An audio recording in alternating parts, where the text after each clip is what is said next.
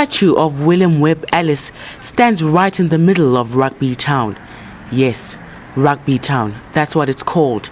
In 1823, Ellis and his friends were playing soccer on this very field. It is said that as the game progressed, he broke the rules. He held the ball and ran with it.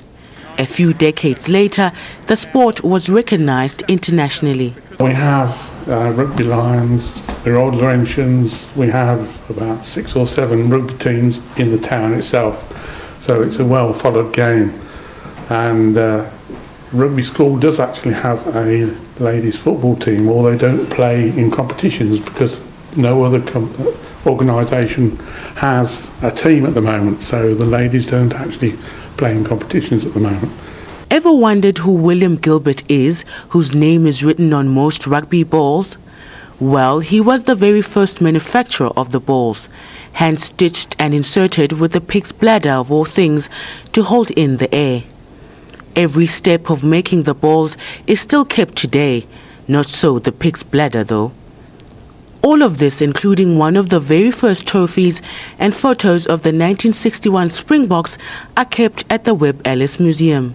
The calmness of the town sits juxtaposed to the richness and loudness of the history.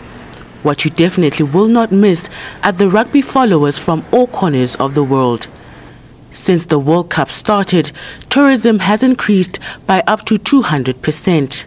Last minute thought to come out to the town of Rugby, and it's been an amazing experience today just to see the heritage and history of rugby itself.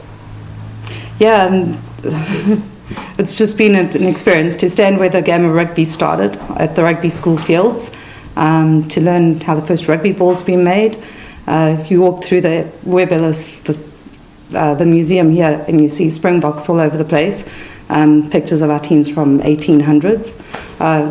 Very interesting. And the sight of South Africans who call Rugby Town home is inevitable. Okay, so I came here in 2001, lived in Somerset West, and yeah, love it here. I miss South Africa, but I do love it in the UK as well. And I've got a bit of South Africa part of my life, so it's great. Lovers of the sport would love it here, but even if you're not much of a fan, visiting would still be worth it. Nonzuzo Dlamini for Morning Live in Rugby Town, England.